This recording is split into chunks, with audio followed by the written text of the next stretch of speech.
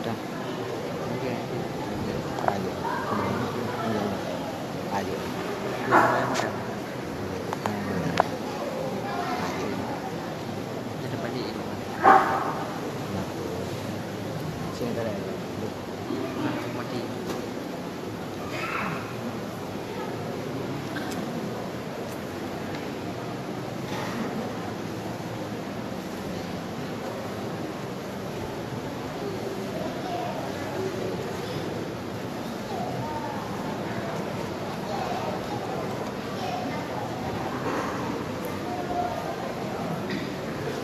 Kan ayo. Ya.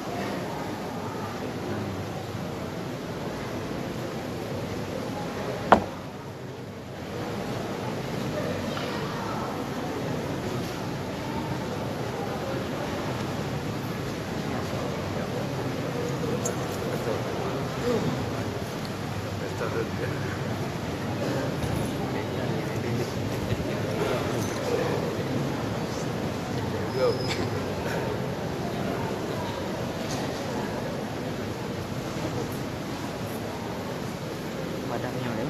Kelihatan nyala ini.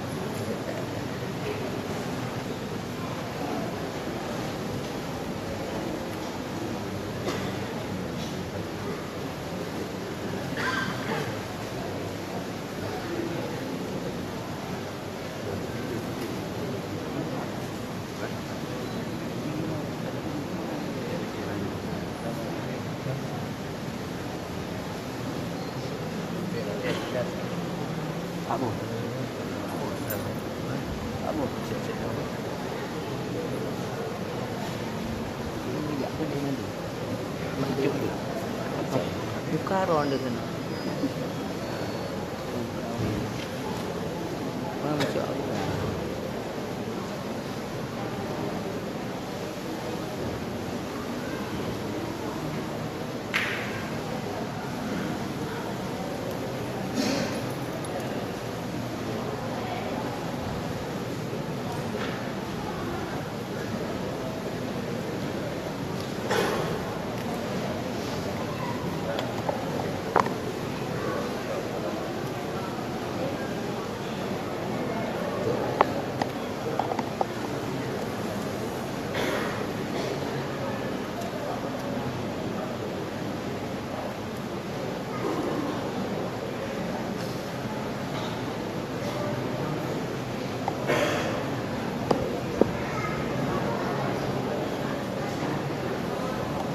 Cara sebentar lagi akan mulai.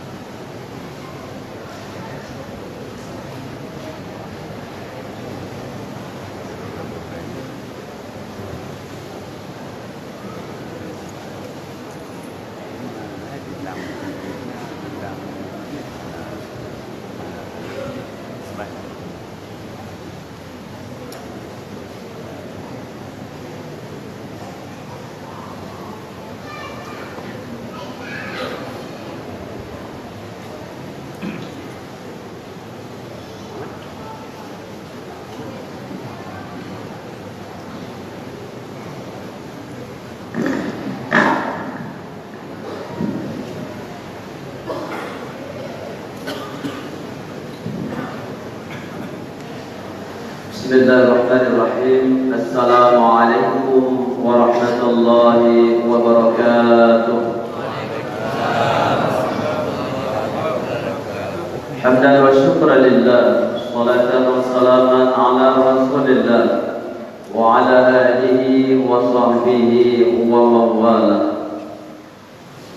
Puji beserta syukur senantiasa kita panjatkan kepada Allah Subhanahu wa taala atas segala limpahan rahmat, nikmat, taufik dan hidayah Allah, sehingga kita pada malam yang amat sangat mulia ini telah berhadir kita itu di Masjid Nurul Huda Kampung Penyerat, itu di masjid di rumah Allah. Kehadiran kita di sini yaitu dalam rangka kita untuk mencari ridha-Nya Allah, mahabbah cintanya Allah Subhanahu wa taala dalam acara yaitu sebagaimana biasa insyaallah itu setiap Selasa akhir bulan malam Rabu yaitu untuk kajian tauhid tasawuf bersama yaitu pimpinan Majelis Pengkajian Tasawuf se-Asia Tenggara yaitu Abu kita bersama Abu Yasir Haji Abdul Rahman Al-Khariri. Alhamdulillah sudah bersama kita. Selawat dan salam kita sampaikan pada junjungan alam baginda Rasulullah Nabi Muhammad sallallahu alaihi wasallam dan juga kepada ahli keluarga Rasulullah dan sahabatnya sekalian. Abuya yang kita muliakan, yang dimuliakan Allah, alhamdulillah beliau yang semalam kemarin atau semalam itu di Daya Darul Amin di tempat Abu Naun Zaman ini, dan tadi juga siang di Masjid Raudhatul Jannah, Masjid Pangoraya, dan alhamdulillah malam ini di tempat Masjid Nurul Huda Kampung Penyerat, dan terus beliau yang baik di Aceh dan Asia Tenggara untuk menyebarkan, membawa yaitu tentang mahabbah kita kepada Allah itu dengan pengajian tauhid tasawuf. Maka sama-sama kita berdoa, kita minta kepada Allah Subhanahu wa taala agar buaya kita diberikan oleh Allah itu panjang umur dengan umur yang berkah, dan juga keluarganya sehat selalu dan insyaallah selalu bersama kita. Dan alhamdulillah untuk malam ini insyaallah kita sambil menunggu kita juga mulai ta'abu itu alhamdulillah malam ini hadir insyaallah yaitu Syekh Mazin Syarif. Beliau adalah wakil ketua Tauhid Sufi Dunia. InsyaAllah sebentar lagi kita menunggu kehadiran beliau. Beliau Dr. Syekh Mazin Syarif. Beliau punya universitas yaitu di Prancis satu lagi di Tunisia. Dan kemudian yang biakan ya Wali Nangro, MPTT, Gubernur, dan alhamdulillah hadir malam ini juga Wali Kota Jakarta kita dan usaha dan para alim ulama, guru-guru yang mungkin tidak saya sebutkan satu persatu, dan hadirin-hadirat yang telah hadir dan diberkahi oleh Allah Subhanahu wa taala. Baiklah, insyaallah kita baik terus acara ini. Mari sama-sama kita mendengarkan bacaan-bacaan yaitu lantunan ayat-ayat suci Al-Qur'anul Karim. Insyaallah malam ini itu di samping saya ananda kita akan membacakan ayat-ayat Al-Qur'anul Karim. Mari sama-sama kita simak, kita dengarkan. Semoga mendapat faedah kita bersama. Kepada anak kita Muhammad dipersilakan.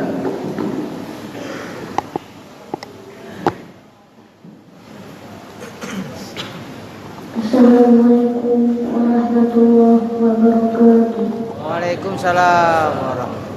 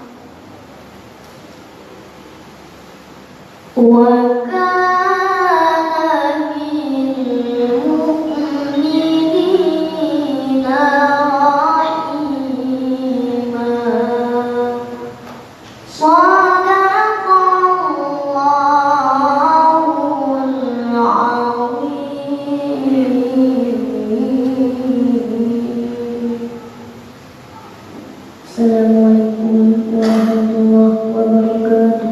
Waalaikumsalam.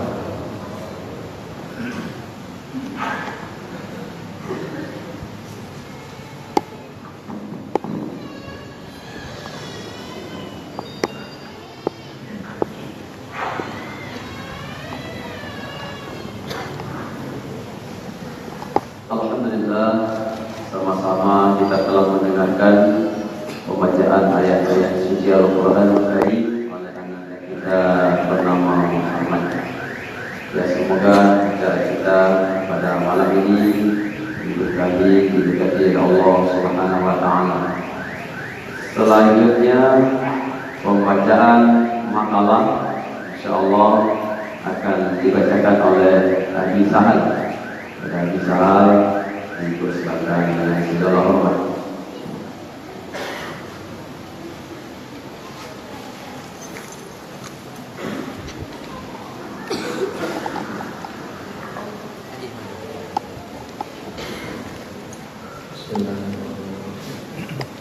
Assalamualaikum warahmatullahi wabarakatuh.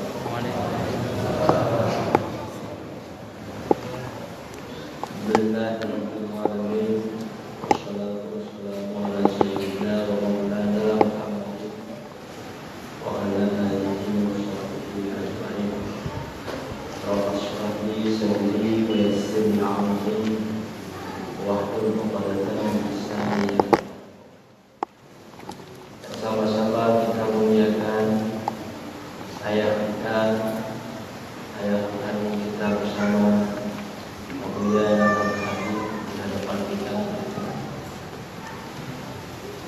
Sama-sama kita muliakan juga para abu-abu guru kami, para wali nangro, juga nanti ada tamu istimewa kita yang mulia Syekh Syarif Mazin dari Indonesia. Juga sama-sama kita hormati Ketua Takdir Seluruh Indonesia Bapak Jufri Hasanuddin, juga beberapa hadir pada malam yang berbahagia ini, dan kepada seluruh hadirin hadirat.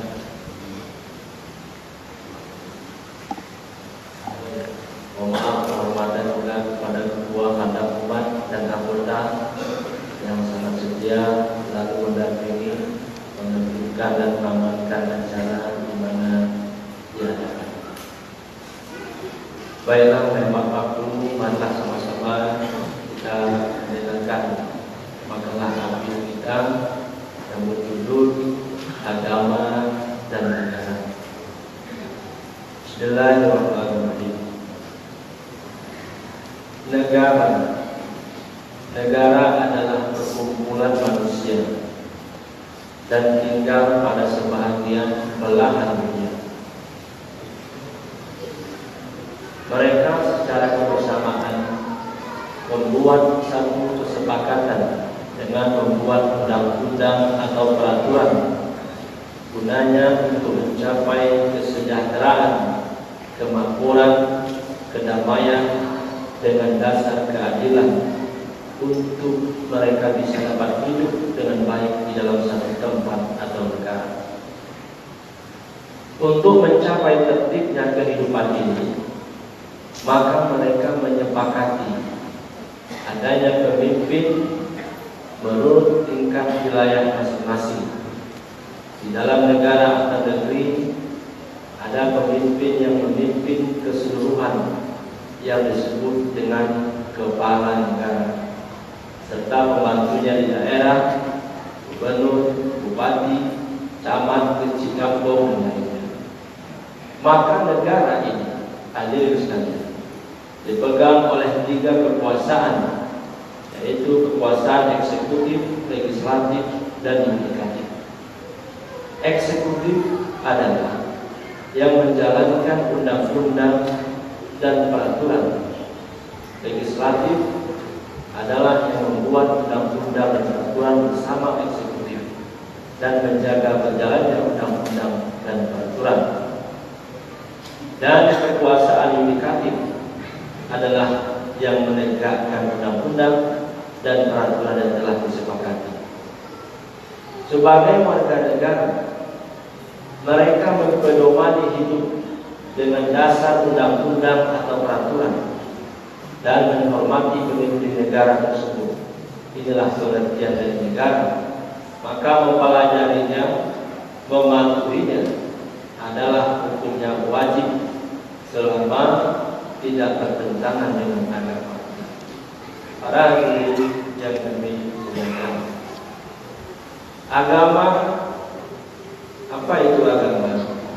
Agama adalah yaitu syariat. Syariat yang diturunkan Allah Subhanahu wa taala kepada Rasulullah sallallahu alaihi wasallam yang merupakan perintah dan larangan, yaitu perintah zahir. Perintah zahir melakukan amal-amal yang soleh yang berkaitan dengan Allah Subhanahu wa taala disebut dengan ibadah. Yang berhubungan dengan makhluk disebut dengan muamalah dengan syarat-syarat ketentuan yang telah ditetapkan menurut hukum. Dan juga perintah batin.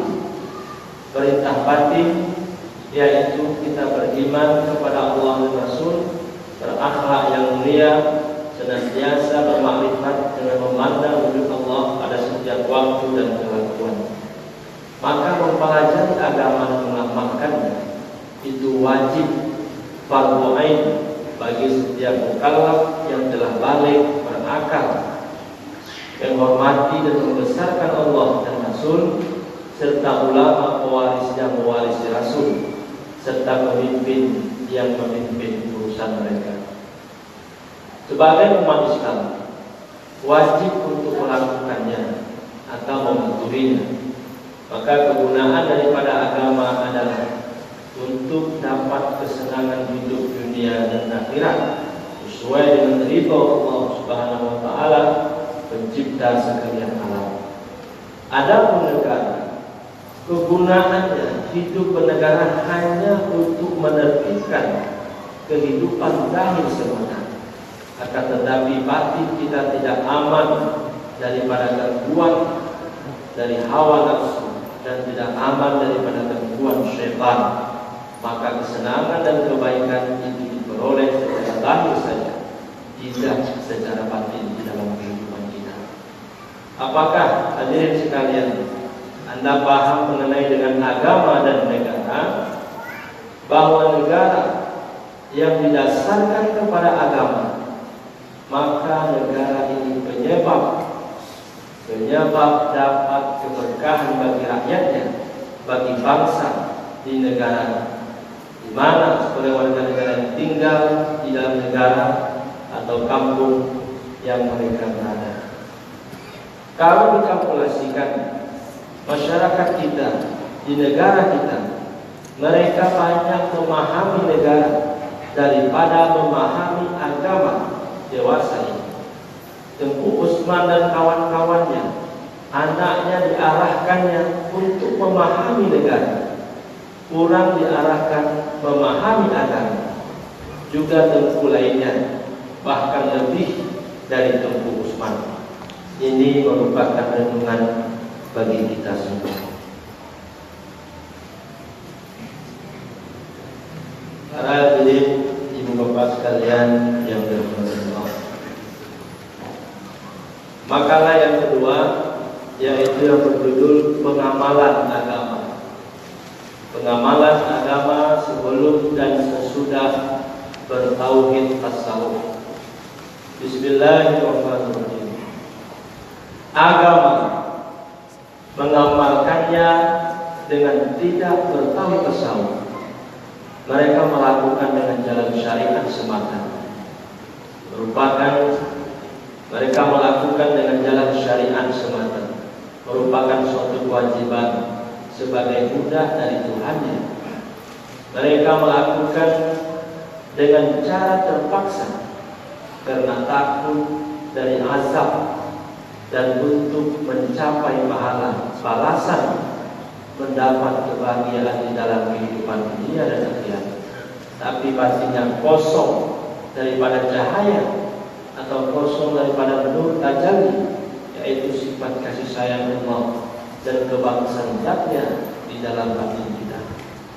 Maka hadirin sekalian, bagi kita, bagi mereka, di dalam memperoleh kehidupan hanya didasarkan kepada ilmu jari, yaitu perintah dan larangan, tidak dengan dasar ilmu khafi, yaitu menggapai kehidupan yang lebih baik, dapat membedakan yang hak dan yang batil, tidak terasa dekat dengan Allah, untuk senantiasa mendapat bimbingannya di mana dia berada.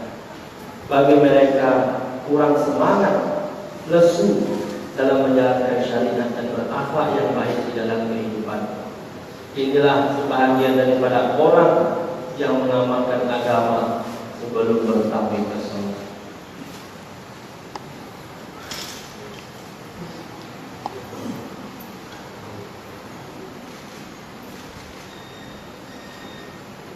Adapun bagi orang yang telah bertauhid bersama, dia melakukan pengamalan agama adalah tidak merupakan kewajiban, akan tetapi adalah merupakan kebutuhan, sebab pengamalan ini atau ibadah dan ubudiyah adalah merupakan tali yang menarik kita untuk dapat hadir dekat dengan Allah Subhanahu wa Ta'ala, pencipta sekalian alam, untuk dapat bersamanya, dekat dengannya di dalam menggapai segala kebutuhan hidup dunia ataupun akhirat.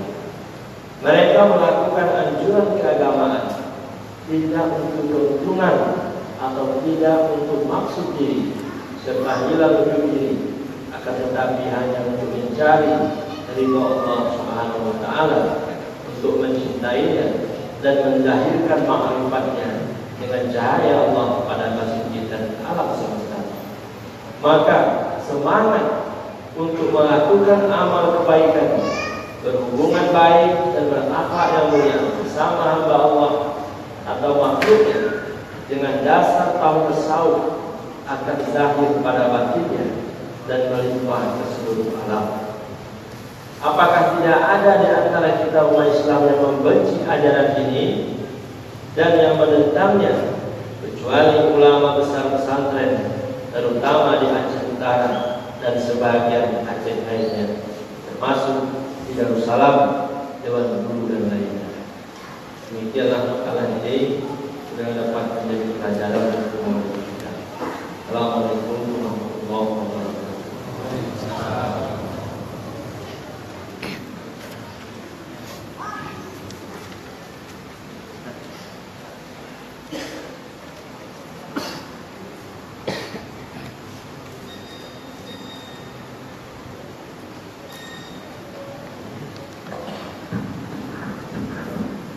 Para hadirin dan hadirat yang dimuliakan Allah Subhanahu wa Ta'ala, ana masalan atau Syekh Mahdi Syarif dan Ustaz Hajat yang telah berhadir di tempat kita yang mulia. Dan insyaallah sama-sama satu malam ini kita mendengarkan itu tausiah, mau'izah, nasihat itu dari Dr. Syekh Mahdi Syarif bersama muterjemah Ustaz Hajat dipersilakan di tempat yang telah disediakan.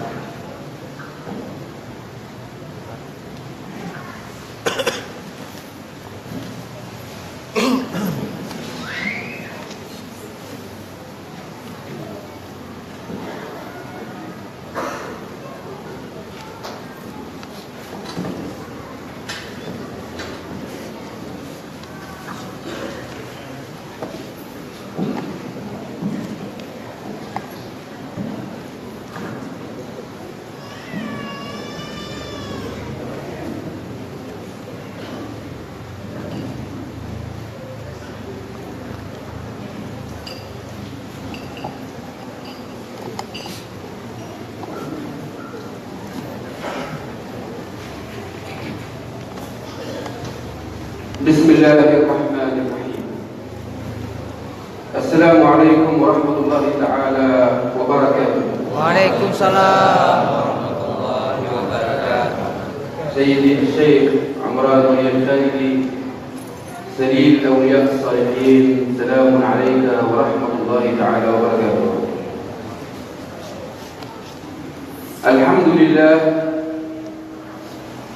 الذي هدى بسيدنا محمد كل الذين أحبهم فدعاهم إلى مجالس الجنة ومجالس الخلود بنبي شرفه، فهو أحمد ومحمد ومحمود، خير عابد لأعظم معبود، إمام الأنبياء وجوهر الوجود وسيد كل موجود، أزكى من انتقل إلى الله وأشرف مولود.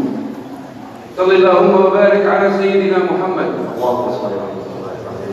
عدد العدد الذي يعد العادون وعدد ما لا يعدون وعدد ما بين قاف ونون، واجعلنا اللهم على حبه من الشاهدين وعلى حوضه من الواردين وبه من المؤمنين وفي جنات عليين له مرافقين يا رب العالمين. Pertama, beliau mengucapkan salam, yang kedua menyampaikan ungkapan ta'zim hormat khususnya buat guru kita Maulana Abuya Abdul Wali yang merupakan bagian daripada pejuang Rasulullah Sallallahu Alaihi Wasallam. أحبتي بالله، في أرض سومطرة التي زارها ابن بطوطة سنة 1345 ووجد فيها حاكما مسلما، وقد كنت أيضا في مدينة سيلات حيث مولانا جلال الدين اليمني في الضفة المقابلة للبحر والتي زارها أيضا ابن بطوطة سنة 1300. Hadirin yang dimuliakan oleh Allah Subhanahu wa taala, di Pulau Sumatera ini, di Aceh ini hadir ulama yang sangat mulia yang besar pada tahun 200-an Hijriah. Beliau bernama Ibnu Battuta yang datang ke tempat ini, dan saya juga berkunjung ke sebuah tempat di Bangladesh. Ada seorang wali, ada seorang auliaullah yang bernama Jalaluddin Al-Yamani di Bangladesh. Beliau pun pernah berkunjung dan berada di tempat yang mulia ini. ويذكر المؤرخون والتجار المسلمون أن سومطرة بلاد الأولياء والصالحين. Para ulama-ulama terdahulu, para masyayikh terdahulu sudah mengetahui tempat ini, bahwa tempat ini di Aceh ini merupakan tempat berkumpulnya para wali-wali Allah Subhanahu. ونحن صدقنا ما قرأناه، ولكن ليس الخبر كالمعاينة. ونحن في الطائرة نطل بأعيننا وقلوبنا، قلنا هذه حقا بلاد الصالحين، بل أندونيسيا كلها بلاد الأولياء والصالحين. حقيقة لمسناها ونحن نعي جيدا ونعرف جيدا معنى الأولياء الصالحين، نعرفهم ذوقا ونعرفهم شوقا ونعرفهم كشفا ونعرفهم مصاحبة.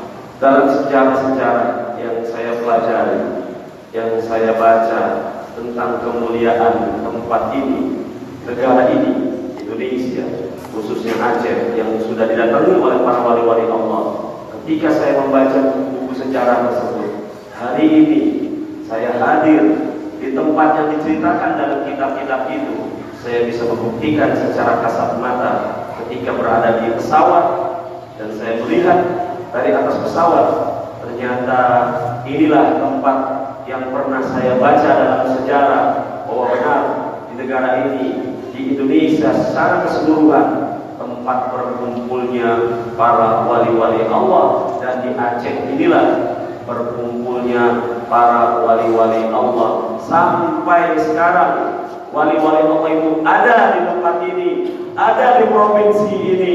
Mata saya secara kasat mata melihat dan membuktikan bahwa tempat ini benar yang sudah dijanjikan oleh Allah Subhanahu wa Ta'ala. Itulah sejarah yang mengatakan, itulah sejarah yang membuktikan. Berbahagialah orang-orang Indonesia dan orang-orang Aceh. والحقيقة أن الله لم يكرمني فقط بأن أزور هذه البلاد بلاد الصالحين، وليس فقط أن آتي إلى مسجد غمره الطوفان ولم يحطم حتى زجاجة، ووجدنا نفحة وأثرا لرسول الله كنا قد رأيناها في أيام الطوفان تلك في حضرته وفي سره، بل إنه جمعنا بولي حي بيننا، وإن كان الأولياء كلهم أحياء، ولي حي ابن ولي أخذ على الله عهدا سنة 57 عندما بنى مسجده، فنحن في غمرة الأولياء ومع عشاق الأولياء أيضا، فسيدي ولي عدنان من الصالحين وأبوه من الصالحين وهي سلسلة صالحين، وهذا الكلام نقوله نقشا في الديوان ونقشا في اللوح المحفوظ ويقينا في الله، ونحن من الأشرار من آل البيت الذين لا يخطئ رميهم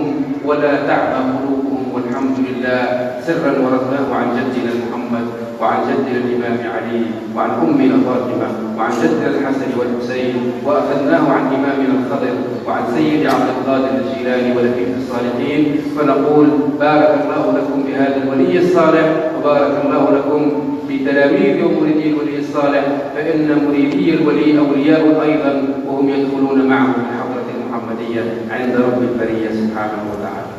Hadirin berbahagia, dalam perjalanan saya ke sini dan berada di tempat ini, hari ini saya sudah menemukan tempat di mana Rasulullah SAW pernah berada di sana, yang berada di Aceh.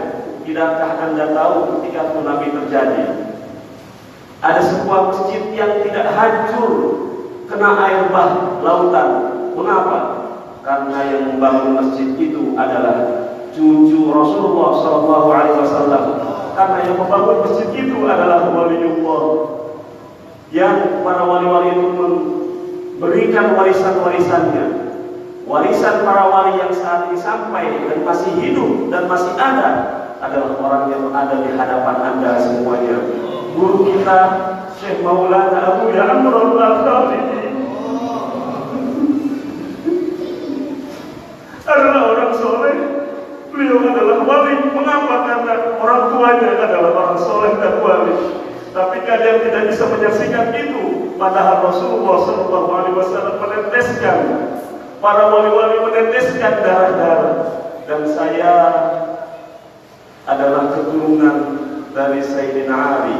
Orang tua beliau keturunan Sayyidina Hasan, ibu beliau keturunan dari Sayyidina Husain. Di darah kami ashraf. Ketika kita memandang, ketika saya melihat seseorang, tidak akan pernah salah. Kenapa? Di darah saya mengalir darah Sayyidina Ali. Dan hari ini Anda harus berbahagia karena saya dihantarkan kepada tempat yang sudah lama ingin saya kunjungi, yang tercatat dalam kitab sejarah. Hari ini saya sudah bisa membuktikan dan melihat langsung betapa banyak keturunan Rasulullah yang itu merupakan ikatan dan percucuran nafahat dari Syekh Abdul Qadir Jailani, dari Syekh Jalil Al-Yamani. Hari ini mestinya Anda harus berbahagia dan menjadilah murid yang baik, mengabdi kepada orang soleh, kepada guru kita Abu Ya'mur Al-Khalidi. Kami sudah mentahqiqnya, kami sudah memeriksanya, kami sudah melihatnya. Mata batin kami tidak pernah salah, karena dalam darah kami mengalir kekuatan Sayyidina Ali. Dan berbahagialah, mengabdilah, jadilah murid-murid yang terbaik untuk mengabdi. Jangan boleh ragu, jangan ragu. Yakinlah, Allah lah yang memilih beliau, bukan kita, bukan kehendak manusia, tapi kehendak Allah Subhanahu wa Ta'ala.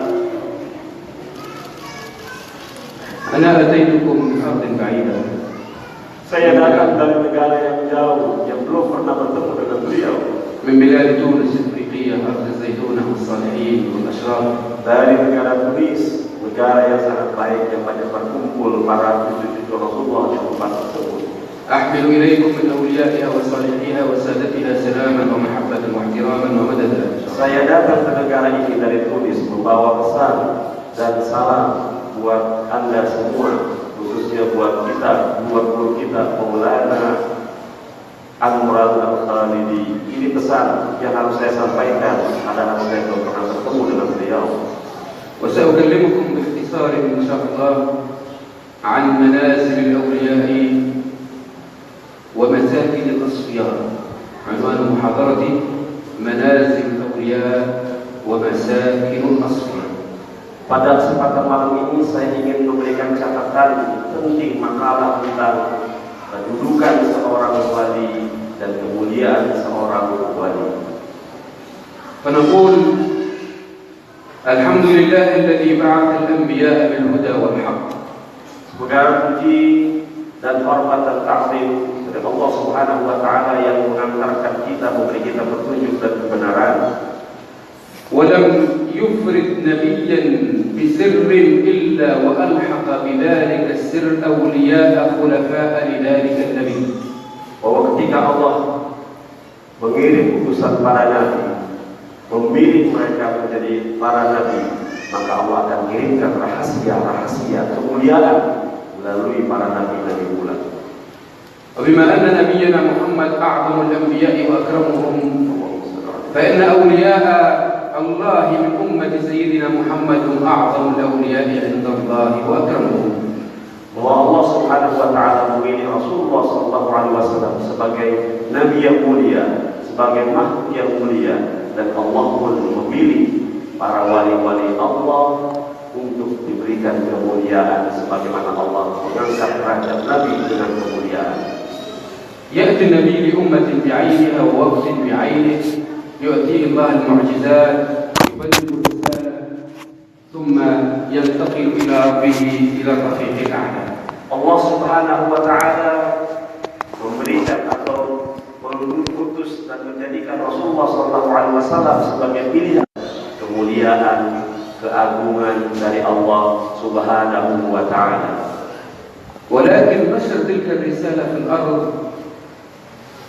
يجتبي الله إليه أهل العلم والولاية والصلاح الذين لا تعديهم الدنيا، لا تخيفهم مسالكها الوعرة، لا يخشون ملوكها ولا يطمعون فيها، الذين اصطفاهم بالنظرة وأخلصهم بالحضرة وسماهم أولياءه وقال ألا إن أولياء الله لا خوف عليهم ولا هم يحزنون. Ketika Allah mengutus Rasulullah SAW dengan segala permasalahannya, Rasulullah diuji, Rasulullah diberikan tantangan. Demikian juga Allah menjadikan wali-wali Allah pasti akan diberikan tantangan, pasti akan mendapatkan tantangan.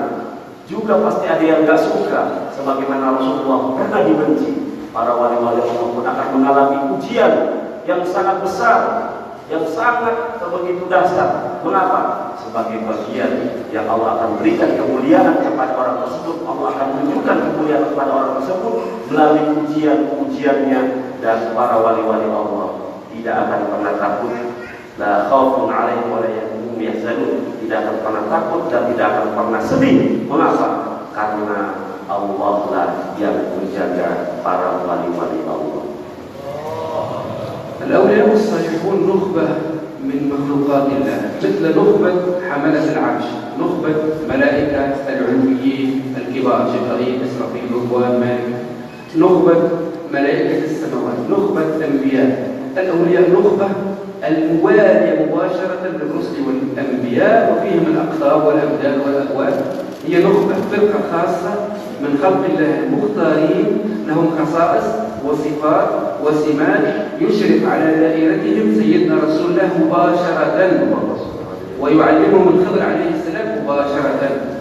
Allah Subhanahu wa taala ketika menjadikan makhluk, menjadikan manusia, ada yang dipilih oleh Allah, dipilih menjadi nabi, dipilih menjadi wali.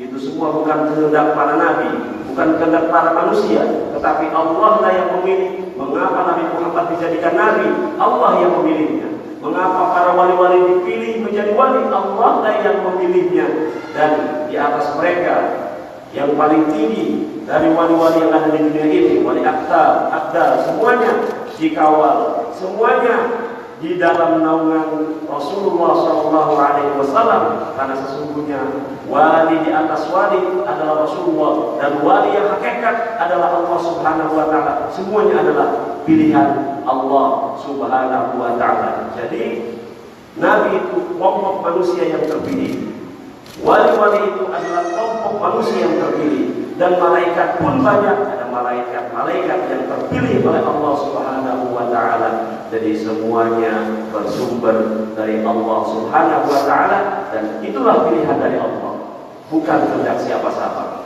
Allahu Akbar. يمكن أن يسألني بعضهم من أصحاب العقائد الفاسدة يقول: كيف تقول رسول الله يشرك مباشرة؟ رسول الله ميت انتهى، لا أصل لا تأثير، مجرد إنسان مات وانقطع عمله. Ada pertanyaan mungkin yang bertanya sama saya, mana mungkin Rasulullah akan melihat dan membimbing para wali-wali yang dipilih tersebut? Rasulullah sudah mati, Rasulullah sudah tiada. Ada orang yang bertanya begini karena pikirannya dia nggak yakin, karena dia tidak mengetahui ilmu agama yang dalam. Aneh juga, mereka menganggap Rasulullah tiada, dianggapnya Rasulullah sudah meninggal. Rasulullah sampai saat ini masih membimbing para wali-wali Allah. Bagaimana?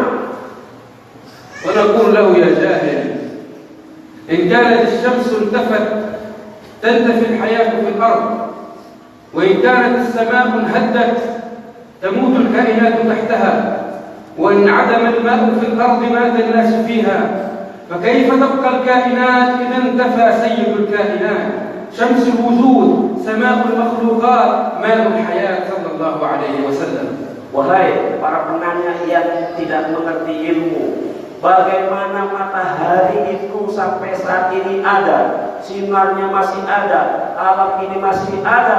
Ketahuilah, alam ini ada, langit ini ada, bumi ini ada, karena ada yang Allah pilih manusia untuk mengawal dunia ini sampai kiamat nanti, yaitu Rasulullah SAW.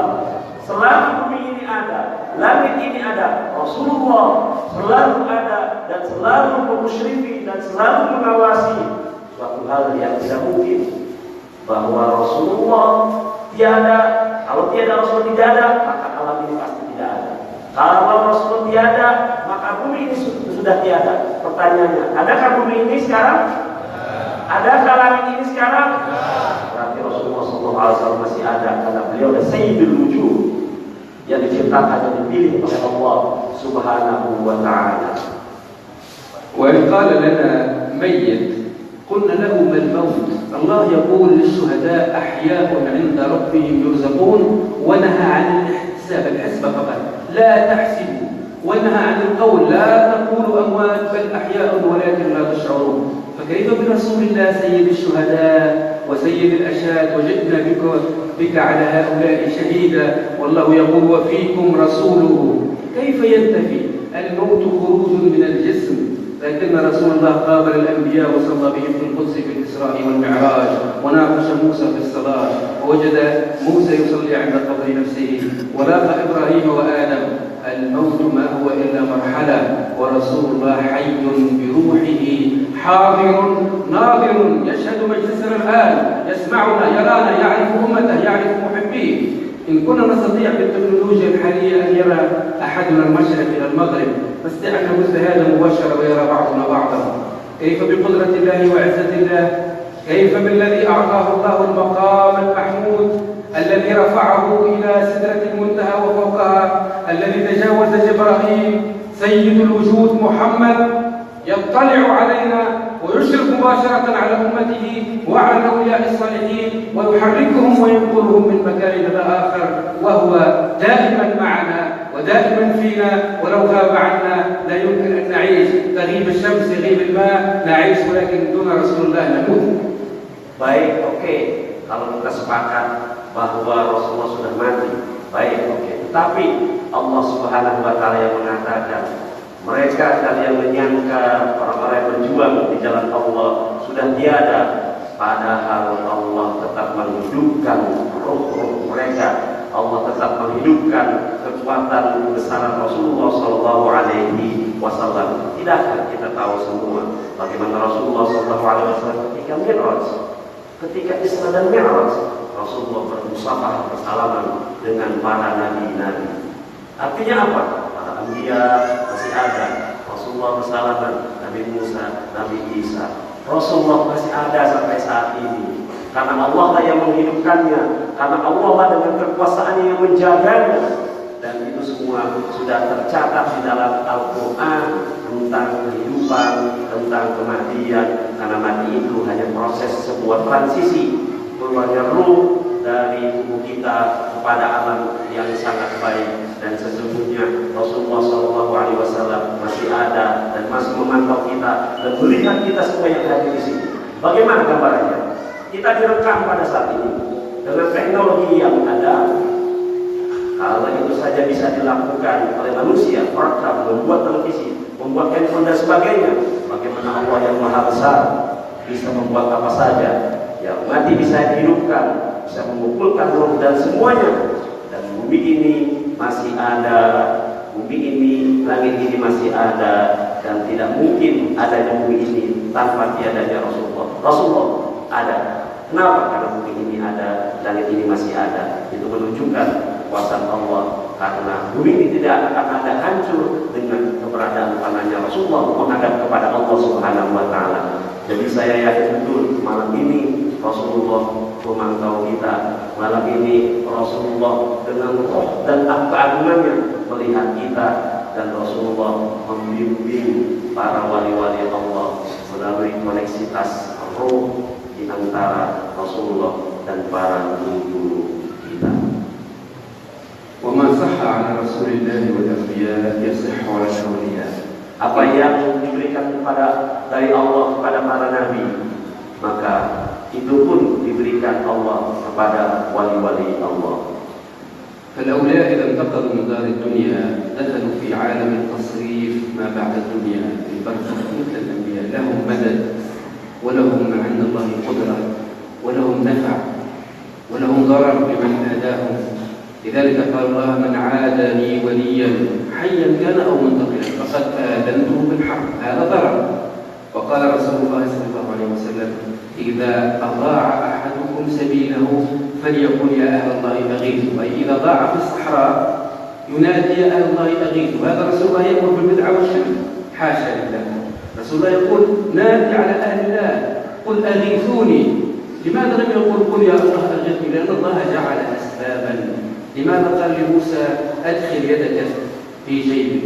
لماذا لم يقل له قل الله تخرج بيضاء؟ لماذا قال له ألقي عصاك؟ لم يقل له قل الله تخرج أفعى؟ لأنه خلق الأسباب. قال لمريم هزي إليك في يد النخلة. لو شاء قال له قل الله، لأن معلوم أن كل شيء بالله وفي الله، لكن هذه الأسباب تيسر لك الأمور يا ضعيف. إنما هي تيسير من الله سبحانه وتعالى وفضل من الله سبحانه وتعالى، يبتغون إليه الوسيلة أيهم أقرب. فرسول الله وسيلتنا والصالحون أيضا وسيلة من الله سبحانه وتعالى. Hadirin berbahagia, wafat atau kematian adalah pindah tempat dari dunia menuju alam barzakh dan menuju tempat-tempat yang tinggi. Ketika Allah Subhanahu Wa Taala memberikan kudrah, memberikan kekuasaannya dari sesuatu yang ada, tiada, dan ada lagi, itu merupakan kekuasaan Allah Subhanahu Wa Taala. Demikian juga kekuasaan Allah diberikan kepada Rasulullah SAW. Demikian juga kekuasaan Allah akan beliau berikan kepada wali-wali Allah yang sudah dipilih oleh Allah Subhanahu Wa Taala. Perhatikan. Di saat itu pula Allah menjadikan sebab. Ketika Nabi Musa mendapatkan masalah, kemudian Allah merintahkan masukkan ke dalam kantong. Ketika Nabi Musa diuji oleh umatnya, dibenci oleh umatnya, Allah Subhanahu Wa Taala mengatakan kepada Nabi Musa, ambil tongkat. Kenapa Allah tidak mengatakan kepada Musa, kamu minta kepada Allah, tetapi pakailah tongkat ini sebagai untuk mengalahkan musuh. Artinya apa? Di situ Allah mengirimkan sebab. Kalau Allah mau langsung bisa, tapi Allah mengirimkan sebab dengan tongkat itu. Kenapa kita mengatakan Allah, Allah, Allah, tapi Allah menyebutnya dengan tongkat? Demikian juga Rasulullah SAW diuji oleh apapun, kemudian diberikan sebab untuk jawaban. Jadi kalau kita mau berdoa kepada Allah, dan saat doa itu kita juga mohon gitu nih, wahai para wali Allah, tolonglah aku, tolonglah aku. Itu bukan musyrik. Mengapa? Karena Allah menjadikan sebab perantara wali-wali ini untuk sampai kepada Allah. Langsung kepada Allah bisa, tapi Allah mengajarkan kepada manusia ada sebab yang harus dilangkahi juga, yaitu bisa melalui tongkat dari Musa itu, kemudian masukkan di dalam kantong, atau juga mukjizat-mukjizat yang diberikan langsung oleh Allah kepada Nabi, itu mengajarkan kepada kita Allah memberikan sebab musabab terhadap kejadian-kejadian yang kita alami. Jadi ada dua hal, bisa langsung dan juga bisa melalui sebab-sebab yang Allah inginkan, karena Allah ingin tunjukkan kudrahnya kepada makhluk Allah Subhanahu wa ta'ala. وعليه الأحاديث والآيات كثيرة مثل أبدال الشام بهم تمطرون وبهم تباثون، مثل قوله اللهم بممشاي إليك والسائلين عليك، كثيرة جدا تتكلم عن منازل الأولياء وأن الله له أولياء، بل ثبت بالتجربة أن الأولياء أحق. لماذا الناس أحبوا الشيخ عبد القادر الجيلاني أو الإمام النقشبندي أو أحبوا أحمد الرفاعي أو الدسوقي أو البدوي أو الشافعي أو ابن بشيش أو عبد السلام الأسمر أو معين الدين الجشتي في العلم أو مولانا جلال الدين اليمني أو أنتم هنا في أندونيسيا الأولياء التسعة والصالحون؟ لماذا تحبون شيخكم؟ لأن الله يدل على أوليائه أصفياءه، وهذا العلاقة بين منازل الأولياء ومسائل الأصفياء. يدل على الأولياء الأصفياء، ويدل بالأولياء على حقيقة الأنبياء، ويدل بالأنبياء على حقيقة رب السماء، ويحرم من ذلك الأشقياء، لا يحبون لا الولي لا النبي لا شيء. نعوذ بالله من المحرومين والحرمان. Hadirin berbahagia, kembali beliau mengulangi bagaimana Allah Subhanahu wa ta'ala memilih umatnya menjadi wali-wali Allah Subhanahu wa ta'ala, dan itu adalah pilihan dari Allah Subhanahu wa ta'ala. Yang mengapa mereka terpilih? Karena mereka memiliki hati yang suci dan bersih, karena mereka memiliki hubungan koneksitas yang langsung pada Allah Subhanahu wa ta'ala. Karena kuatnya hubungan ini, maka Allah pilih mereka menjadi wali-wali yang dicintai. Mengapa kita mencintai Syekh Abdul Qadir Jilani? Mengapa kita mencintai Abu Hasan Syadili? Mengapa kita mencintai Syekh Naqsabandi? Mengapa kita mencintai guru kita Syekh Abuna Amran Wali Khalidi? Karena hati-hati mereka suci dan bersih dalam mencintai Allah Subhanahu wa ta'ala, dan mereka tidak pernah takut dari makhluk, karena mereka hanya meyakini semua kesucian dari Allah, dan mereka melakukan pengalaman-pengalaman ibadah, riyadhah, amalan-amalan yang mendekatkan dirinya, yang mensucikan dirinya kepada Allah Subhanahu wa ta'ala.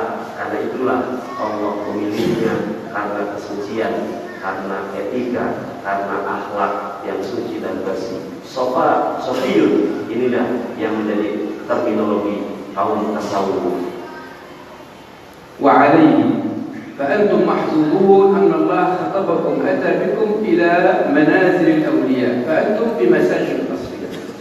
Ketika Anda ini buat ibadah semuanya, membersihkan hati-hati Anda akan berangkat nanti derajatnya menjadi orang-orang yang suci dan bersih hatinya, tidak iri, tidak benci, tidak suka melakukan kekerasan. Maka tingkatan ini Anda akan naik menjadi orang yang sofi, yang suci bersih. Nanti Anda akan diangkat lagi tingkatan yang tertinggi, yaitu wali. لنفترض أن أولياء الله هم المساجد وأن منازلهم يوم الجمعة. نفترض bahwa para wali-wali Allah itu suka sekali berada di tempat yang suci seperti masjid, dan pada hari Jumat itu menjadi rumah-rumah yang mulia buat kaum sufi, buat wali Allah, mengabdi lebih kuat kepada Allah Subhanahu wa ta'ala. أنت كيف تذهب إلى المسجد يوم الجمعة؟ تذهب ملوث الملابس، أنت تشتم الناس، رائحة كريهة، كيف تذهب؟ Bayangkan Anda bagaimana yang Anda lakukan pada setiap hari Jumat. Anda pergi ke masjid dengan pakaian yang bermacam-macam, tapi di antara kita ada yang saling menghina. Ada di masjid tapi menghina sesama kita. Bagaimana mungkin ada kesucian ini? Anda berada di tempat yang suci.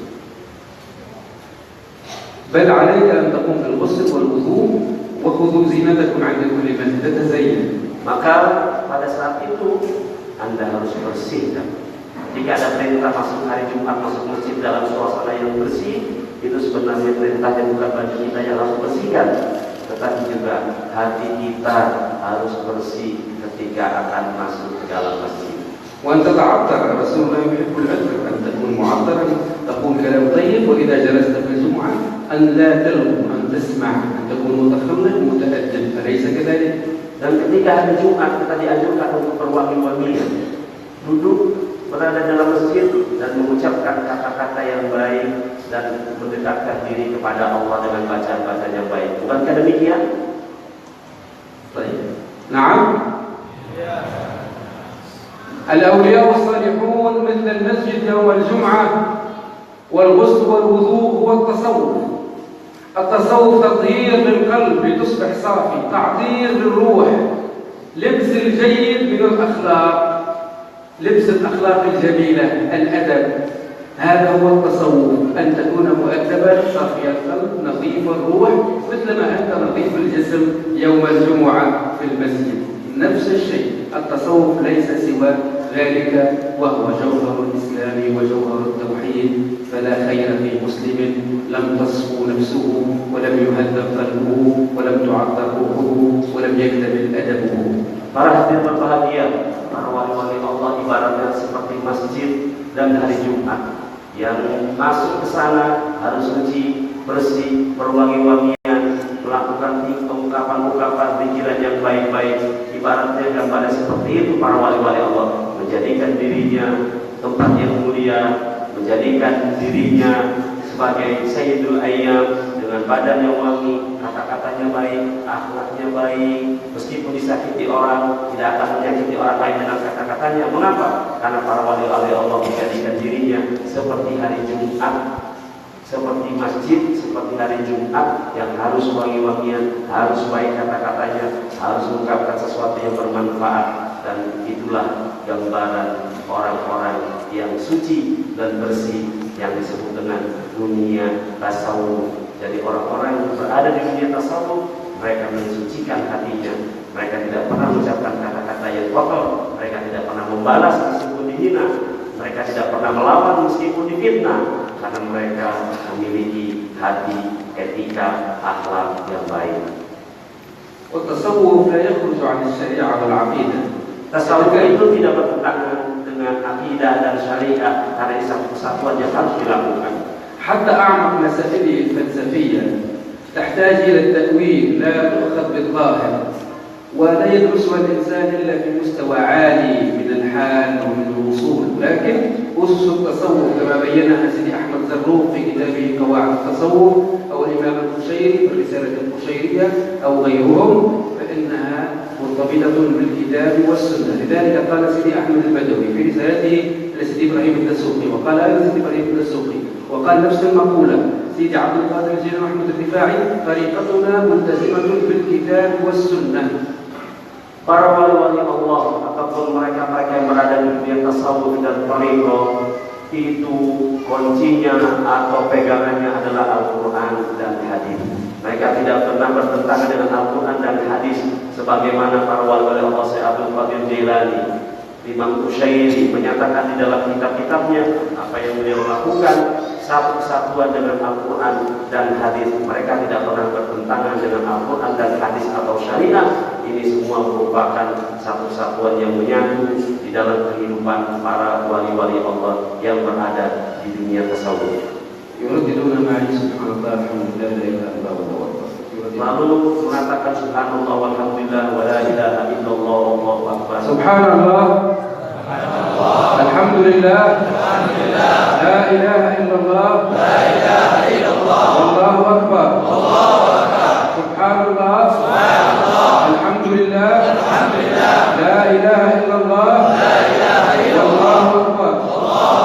Allahumma salli ala sayyidina سيدنا محمد اللهم صل على سيدنا محمد وعلى آل سيدنا محمد وعلى آل سيدنا محمد كما صليت على سيدنا إبراهيم كما صليت على سيدنا إبراهيم وعلى آل سيدنا إبراهيم وعلى آل سيدنا إبراهيم في العالمين إنك حميد مجيد. إنك حميد مجيد. الصالحون ختاما قوم أحبهم الله فدل عليهم من يحبهم الله. Orang-orang yang soleh adalah pilihan-pilihan Allah, yang melalui orang-orang soleh itu pula lah Allah memerintahkan untuk mengajak kebaikan-kebaikan kepada masyarakat dan umatnya. وشيخكم يحبه الله فدل عليه من يحبهم الله.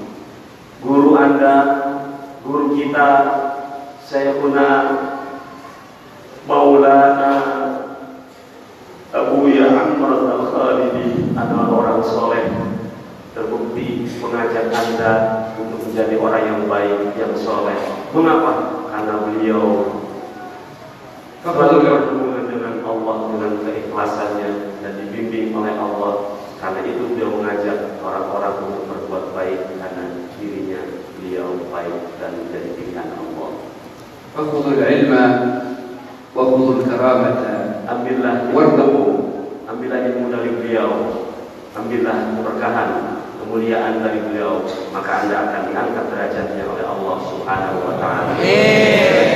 الصوفية الربانية كالمطار تطير في أرواحكم إلى أعلى إلى العلي العليم سبحانه وتعالى. Orang yang suci, orang yang soleh, para wali-wali Allah sepertinya ibaratnya zat atau alat atau seperti karet yang menaik, lentur naik dan naik sampai ke atas. ولذلك سأدعو دعاء قصيرا للمسافر. Karena itu saya ingin berdoa dari seorang pejalan jauh dari sebuah negara من دم وسلالة رسول الله صلى الله عليه وسلم المتصلة أولها بآخرها لا تنفصل عن نبيها أبدا. اللهم صل وسلم وبارك على سيدنا محمد نبي الرحمة ومفتاح النعمة والمنجي من كل نقمة.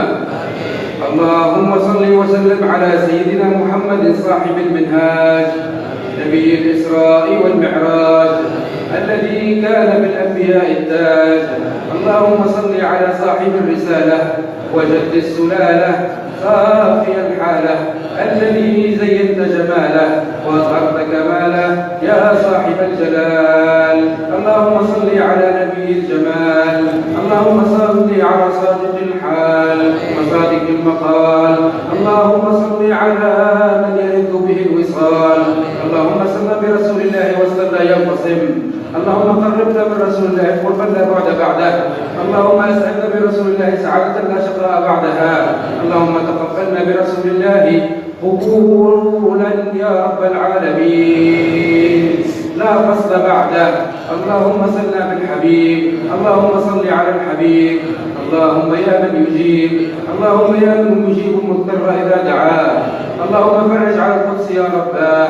اللهم فرج عن أرض الشام يا أرحم الراحمين. وفرج اللهم عن أرض اليمن. وفرج اللهم عن أرض العراق. اللهم فرج عن أرض ليبيا وتونس. اللهم احفظ أرض المسلمين. اللهم بارك في أندونيسيا كلها في رجالها وقادتها وحكامها وعلمائها. وبارك في هذه القرية الطيبة. وبارك في هذا الرجل الصالح سيد عدنان. وبارك في الحاضرين أجمعين. اللهم بنسب إلى رسول الله وبسر من رسول الله وبمجلس من رسول الله وبسيد الخضر الإمام وبسيد عبد القادر الجيلاني الهمام إلا أسعدتهم جميعا ووصلتهم جميعا ورضيتهم جميعا رجالهم ونساءهم كبارهم وصغارهم شيبهم وشبابهم أزواجهم وذرياتهم ولتشملنا بما دعونا ولا تجعلنا محرومين. أدخلنا الجنة يا رب العالمين بلا حساب ولا عتاب. اللهم يا كريم يا وهاب اجعلنا من جند الحق الناطقين بالحق الساعين في الحق المصدقين بكلمات الحق المؤمنين بك يا حق المصدقين بالنبي الحق الذي صدق بالحق وجاء بالحق وأمتنا على حق إذ جاءت شهقة الموت بالحق، وثبتنا على كلمة لا إله إلا الله محمد رسول الله كلمة الحق، وادخلنا القبر ونحن على حق، واخرجنا منه ونحن على حق، وابعثنا إليك ناظرين إليك ونحن على الحق، وادخلنا الجنة دارك دار الحق. سبحانك لا إله إلا أنت. اللهم أسعد قلوبنا بحبك ونعمنا بقربك، اجلسنا في مجالس أنسك، واسقنا من خمور قدسك يا صاحب الحجة القاهرة، يا صاحب الحجة القاهرة، يا صاحب الآية الباهرة، يا صاحب العين الساهرة، يا صاحب القوة القاهرة.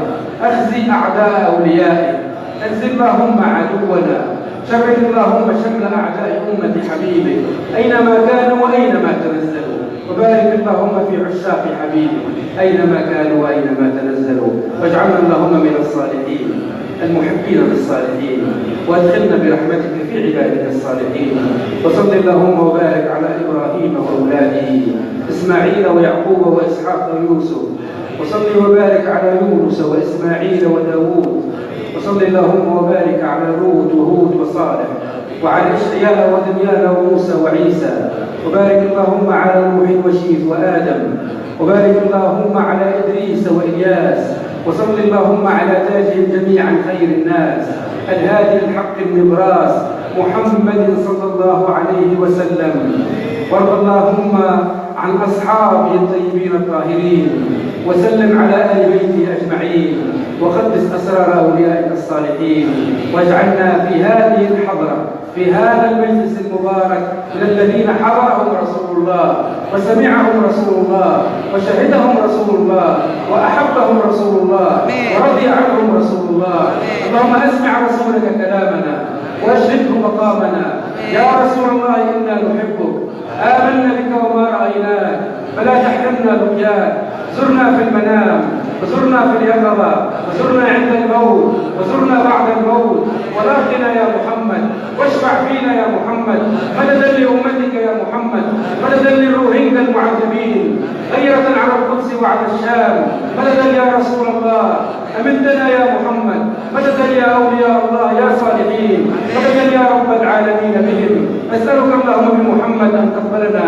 صل اللهم وبارك وسلم على سيدنا رسول الله. اللهم صل على سيدنا محمد الفاتح لما أغلق والخاتم لما سبق ناصر الحق بالحق والهادي إلى صراطك المستقيم، وعلى آله حق قدره ومقداره العظيم. سبحان ربك رب العزة عما يصفون، وسلام على المرسلين، والحمد لله رب العالمين. حفظكم الله بسر الفاتحة. بسم الله الرحمن الرحيم. الحمد لله رب العالمين الرحمن الرحيم مالك يوم الدين. إياك نعبد وإياك نستعين.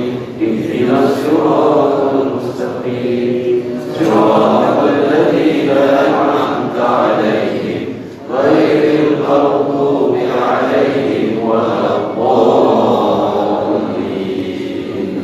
سبحان الله، سبحان الله، الحمد لله، الحمد لله، لا إله إلا الله، لا إله إلا الله، سبحان الله، سبحان الله، الحمد لله، لا إله إلا الله، لا إله إلا الله، الله أكبر، لا إله إلا الله، محمد رسول الله.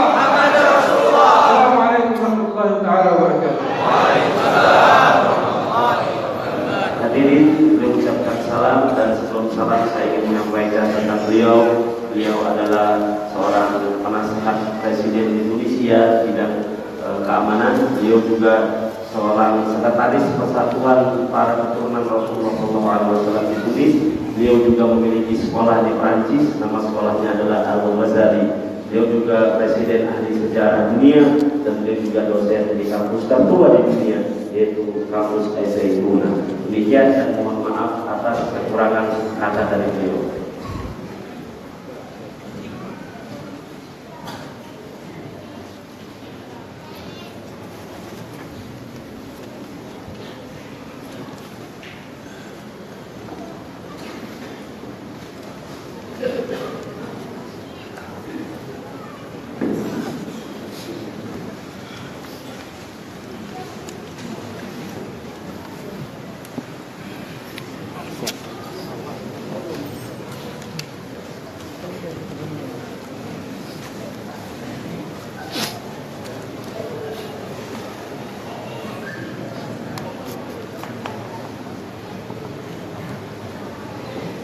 Fatim Arif tu. Fatim Arif tu. Oh, bunuh ha.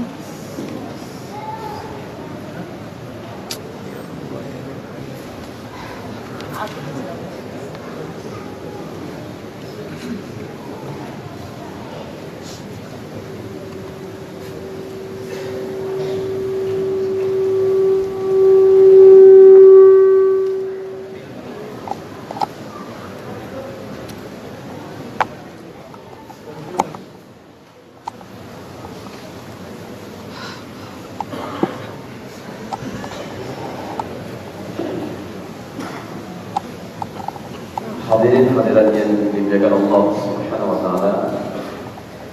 Tadi kita telah mendengar begitu banyak lebar yang terhadap sikapnya tentang Abu kita begitu jelas ya.